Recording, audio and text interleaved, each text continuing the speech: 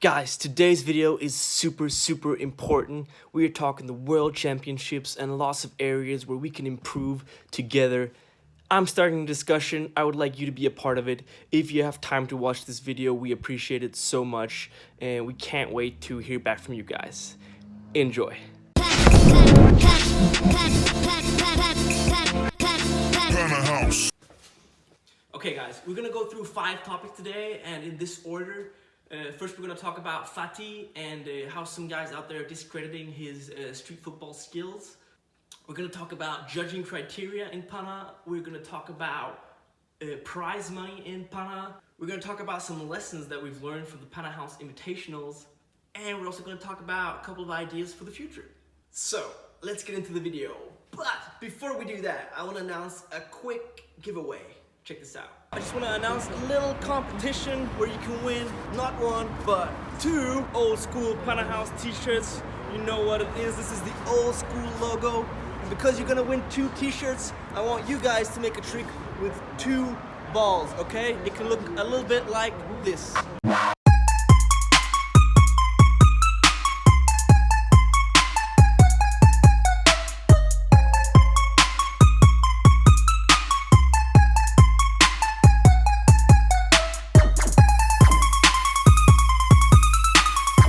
So guys, if you want to win these 2 t-shirts, film yourself, make a trick with 2 balls, upload it to Instagram, tag Pannahouse, tag 2-ball challenge. Let's see what you got. May the best baller win. Alright, let's start the video, guys. But just before we get really into the nitty-gritty here, I just want to make sure that you guys know that all that I'm saying now is completely my own opinion. Kristoffer Liicht, Pannahouse player. I'm not necessarily saying the same things that my crew members think. These are my personal opinions and what I think, and I'm just trying to start discussion with us all, and I want us to keep talking about some of these issues and some of these areas, because the more we talk about it, the more we can grow together. So let's get into it. First things first, let's talk about Fatih, the new world champion in Panna. Fatih, he won the Pannahouse Invitationals, which is by far right now the biggest Panna tournament in the world, has the most players, has the highest level, and is just a really hard tournament to win. So you gotta give it up for Fatih. He played incredible this day. Let me just start out by saying that. But from some people out there, I think he hasn't received the recognition that he deserves. Some guys out there have mentioned that Fatih doesn't have that professional street baller flow, and also that he doesn't know how to defend in a street ballerish way. Let's just talk about that for a second. If you don't think Fatih has a street baller flow, then I'm not sure you know what street baller flow is. Street soccer is all about your own interpretation of the ball and the movements that you do with the ball. There is no one way of doing tricks and having a flow. And I really want to say that Fatih on this day, he played incredibly well, showed his own style, had his own type of tricks, and just was overall amazing. Not to talk about that very special Panna moment that he did, which we'll go into just in a second. But first of all, saying that he doesn't defend in a street ballerish way is just wrong as well.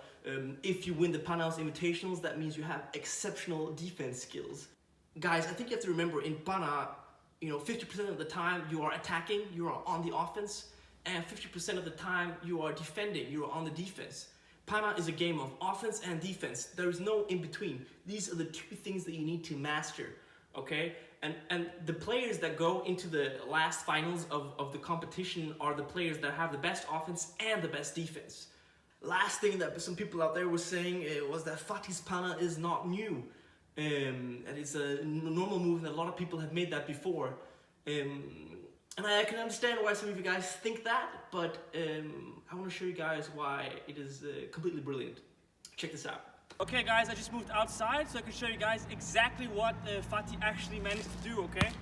Because Fatih is actually really smart. What he did, he took a very simple trick, a very basic trick, and he made a little movement that made everything look like a mistake, which actually opened up his opponent, okay? So I think many of you just think that Fatih just did this Panna, But the whole thing, the whole trick lies in the little subtle movement that he makes before. If you notice, he actually fakes his V-switch. You know the V-switch that looks like this? Normally the trick just looks like this, right? But what Fatih does is, as he pulls it into his leg, he lets it hit his other leg, so it kind of like spins, right? And like, as a street footballer, when you're defending this, you think he's making the basic switch, But actually, because he touches it here on the outside, it makes it spin. It looks like a mistake. And that's when he goes for the panna, because the opponent goes for the ball, right? So I talked to Fatih after the tournament was happening, and he told me he's been practicing this move again and again and again in his backyard, and he knew he was gonna try this at some point, and when he did it, it worked. For me, this is what makes this panna absolutely brilliant, and I definitely think this was the best panna of the tournament, because Fatih came up with something completely new. While it may not have looked new to you, it definitely was new. That subtle little movement, making the ball spin and then going for the panna, did everything. Now I can't do it as well as Fatih. I can't wait to bring Fatih on this channel to show you exactly what he did. But it's absolutely brilliant, and it's not just a basic panna. This was completely new. Big up to Fatih. Now the second part, the second issue I want to get into is the judging criteria in Panna. There are some guys out there that think that the game has become too much oriented on scoring and less about the skills and the showmanship of the game. Much like you see in like friendly matches where people are, you know, doing the best of the best skills. And what these guys want is a system where, you know, the judges don't only like count the goals or the panna that is knockout, but also give like certain criteria for skills and then give points so you can actually win, even though maybe you didn't win on goals, which is a very interesting thought, a very interesting experiment, and something that I think that we should work more with.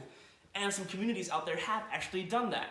So, in the recent Belgian Championship, for example, there was 3 judges for every battle, and one of the judges counted the goals. The goals with the most player got the judge's vote.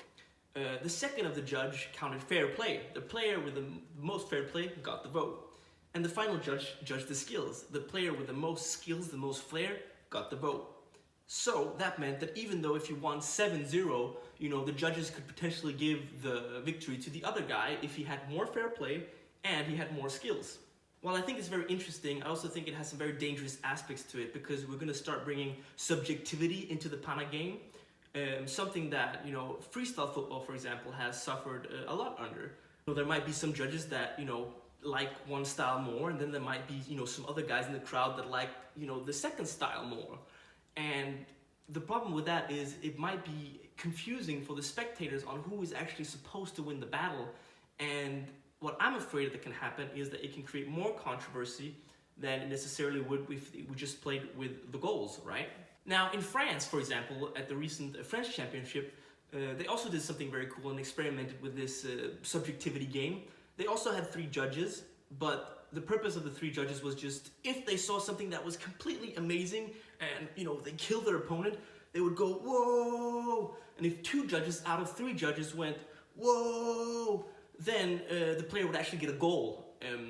And from what I've heard, Anas Bukami actually managed to tie the semi-final, even though he played 3-2, which meant he went on to golden goal or extra time and actually won the battle. And as we know, he went to the final and gave a panna and won the whole thing. So it actually helped him that he was super skillful and also brought more skill to the game. And I talked with Jacob and Emin, who were judges in this tournament, and they said it was amazing and it really created a much better vibe.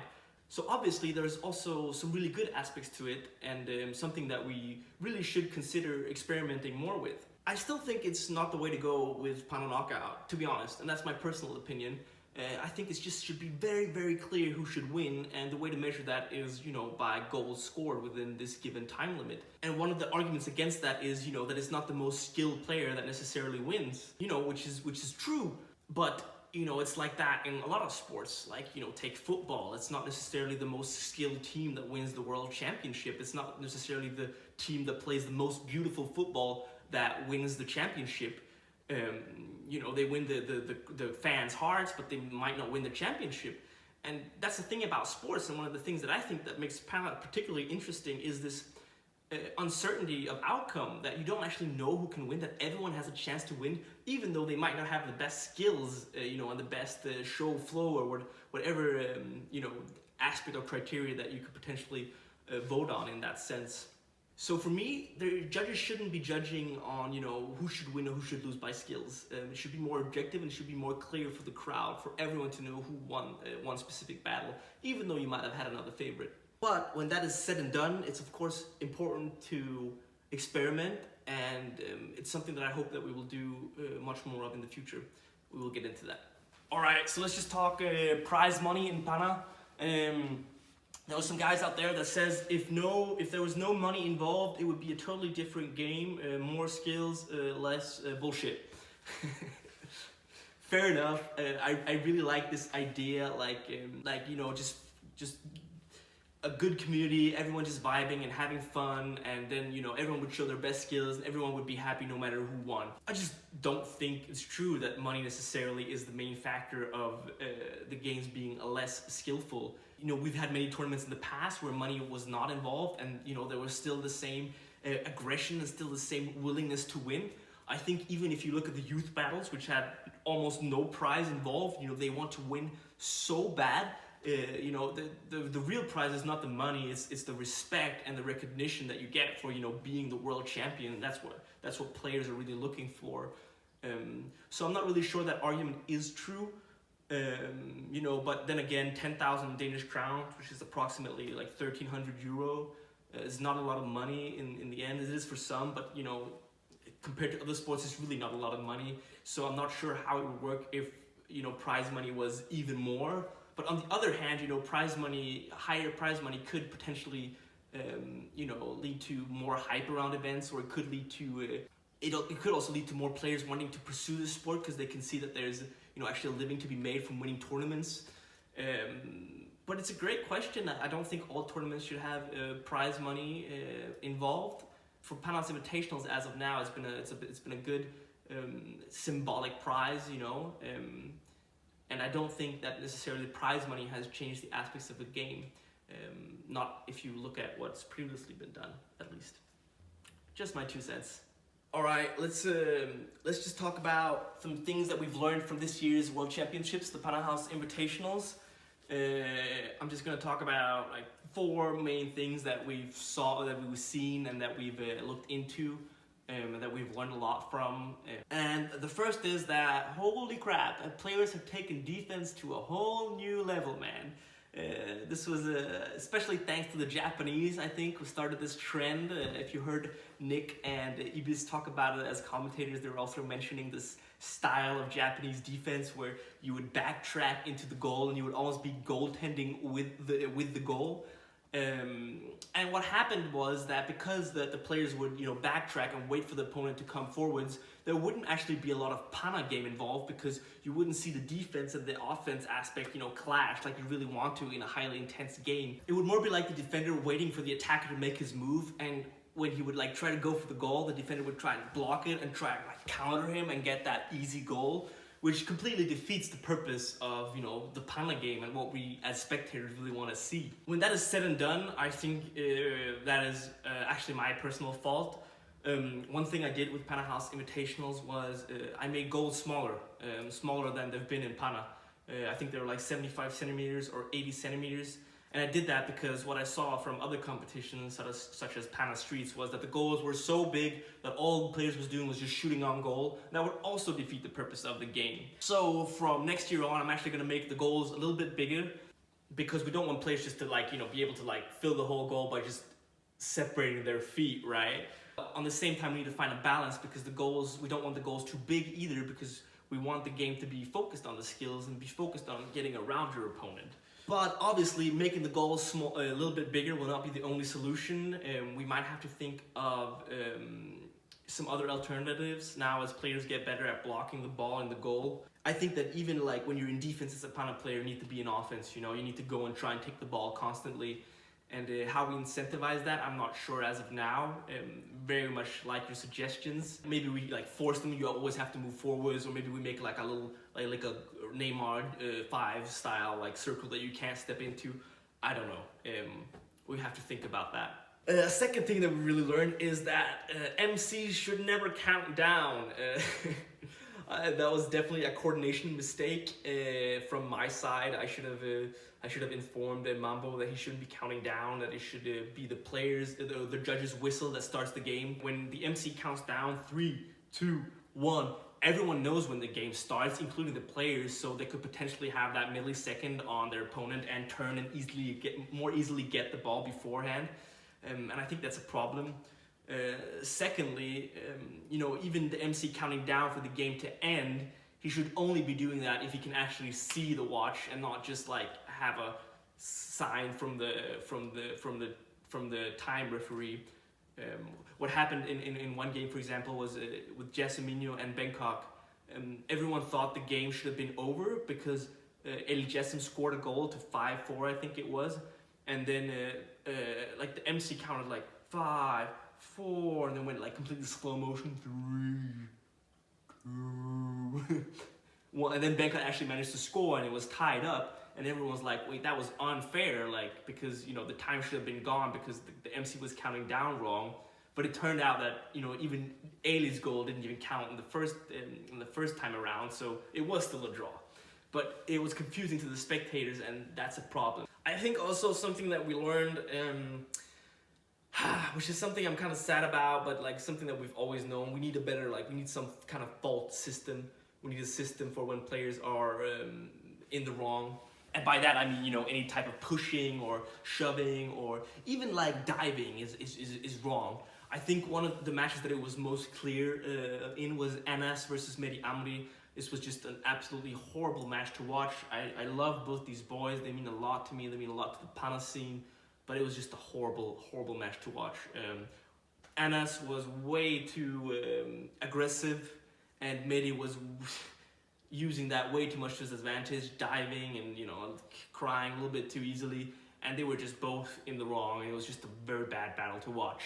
What happened with the battle was it took 12 minutes to finish because we didn't actually have any tools in order to enforce something, and you know, even worse, like players would start to jump in and interfere, which is like, we don't want that to happen. Obviously it should be just the players in the game and just the judges that are, you know, supposed to do something around the court.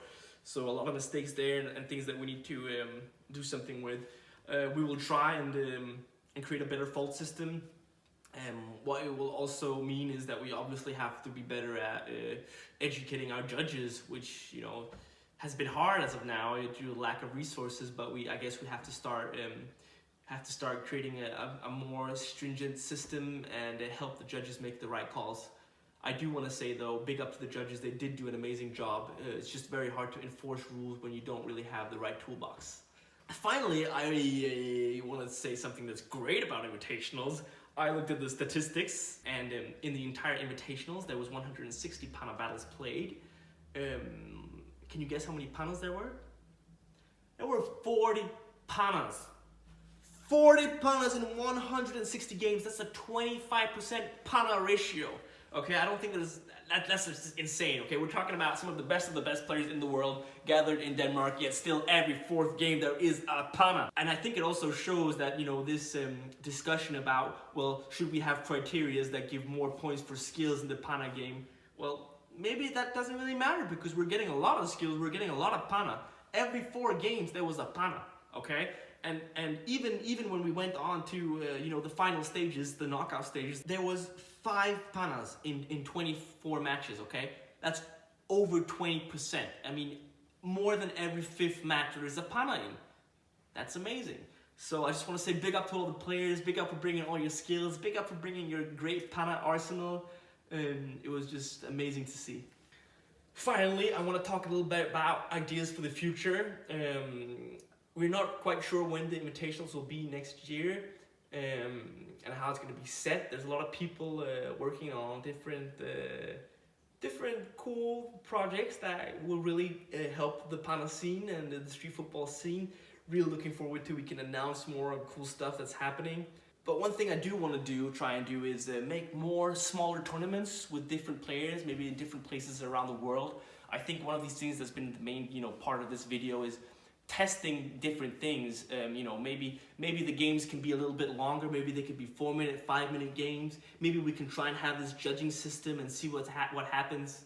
You know, my opinions are not necessarily right. Your opinions are not necessarily right. One way we can try and figure out what's more right than wrong is by testing these things.